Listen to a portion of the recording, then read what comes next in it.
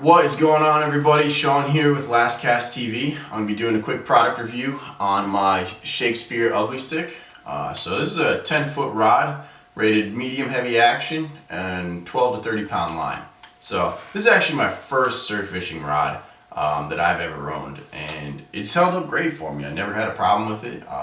It's done exactly what I needed it to do. I primarily use it for, fishing right off the beach. So, chunk and bunker right out there, put it in the rod stand, let it sit. That's what I use this rod for. So, fighting fish, it is great. I've never had a problem. So I'm going to give you some pros and cons about this rod and reel. So if you're going to go be picking something up, for Black Friday, trying to look for a good deal, hopefully this review will help you out. So two-piece rod here. Like I said, 10 foot. The action on it's pretty nice. So for the upper half, you get a pretty good bend in the rod, but it's nice and stiff too. It holds up nice to a big fish. This summer caught some big fish on it. Didn't have a problem. Brings them right up through the surf. Nothing. Some guys say they don't like the two-piece rods. They might have an issue down with the connection point. I've never had a problem. This thing, it's great. Fits in the car nicely. Things like that. So the reel is an Encore reel, also made by Shakespeare. This is 4.3 to 1 gear ratio and rated top 12.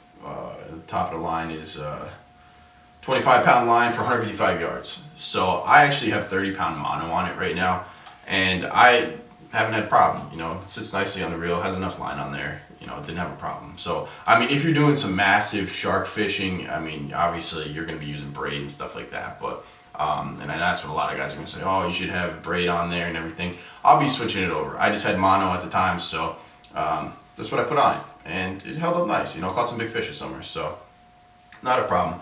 One of the cons of it is it's heavy, man. Like this rod, to be surf fishing, casting, time and time again, it'll wear you out. So that's why I use it to just chunk baits, way out there. Whether I'm using, clams or eels, or I'm using bunker. I primarily use bunker. I just think, a lot of big fish hit it, and so that's what I like using. But this rod casts it out there real nice. And the problem is it is heavy. So you're gonna, if you think you're gonna be casting a lot, you're not. You're gonna get tired quick.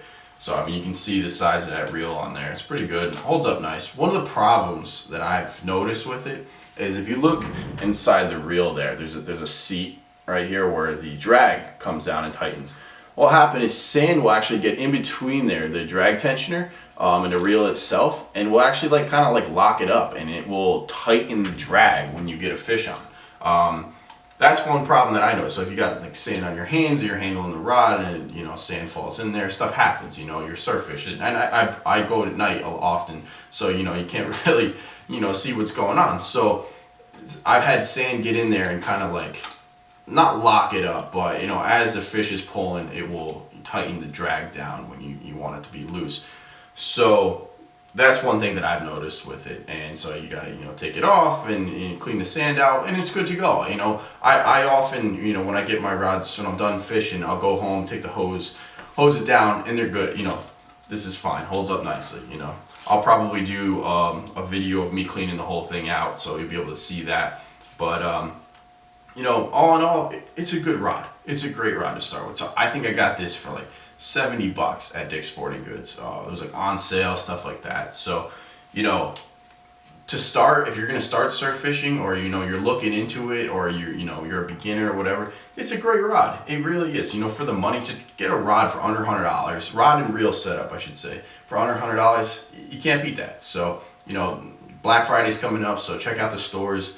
You'll probably get a pretty good deal on this at any of the big, retailers. I don't know about the small bait and tackle shops, but you can't beat it. It's great. It holds up. It does its job, and that's what I like to see, with the products. So, let me know what you think in the comments section. If you want to learn more about this, I can give you more information and stuff. I personally, I like this rod. I'll have some videos up, fighting fish on it and everything like that. So, like I said, comment below if you want to learn more, and like, comment, subscribe for some more videos. All right, thanks guys. See you out there.